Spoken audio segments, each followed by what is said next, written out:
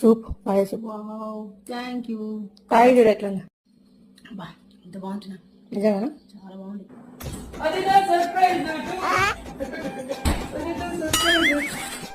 అంతమాట matter నేను చేస్తాను, మీరు డిసైడ్. ఫస్ట్ నేను ఇక్కడ కాలు పసుపు ఉప్పేసి నీట్గా గడుక్కున్నా. తర్వాత అందులో ఒక్క ఉల్లిపాయ, ఒక ఆనియన్ మంచిగా వెడల్పు కట్ చేసుకున్నా, చిన్న చిన్నగా కట్ చేసుకోకుండా. మళ్ళీ ఒక 4 పచ్చిమిరపకాయలు వేసుకున్నా.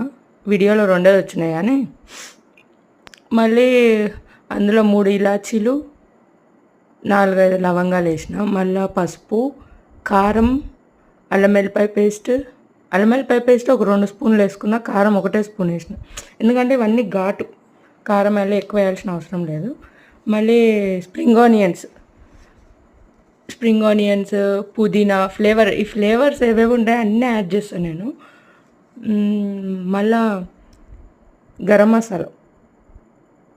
మసాలా, కొంచెం జీలకర్ర ఏంపి వాటిని రోకల్లో దంచి ఆ పౌడర్ వేసిన.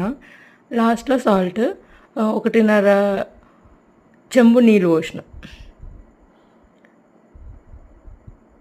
నీళ్ళు కొంచెం ఎక్కువనే పోయాలి, ఎందుకంటే అవి ఒక 9-10 విజిల్స్ పెడతాం కదా. మ్యాక్సిమం నేను 8 నుంచి 9 పెడతా అంతే.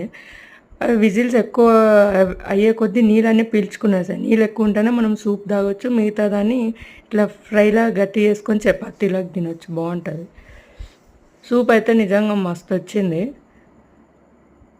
మీరు కూడా ట్రై చేయండి. సబ్స్క్రైబ్ చేసుకోండి.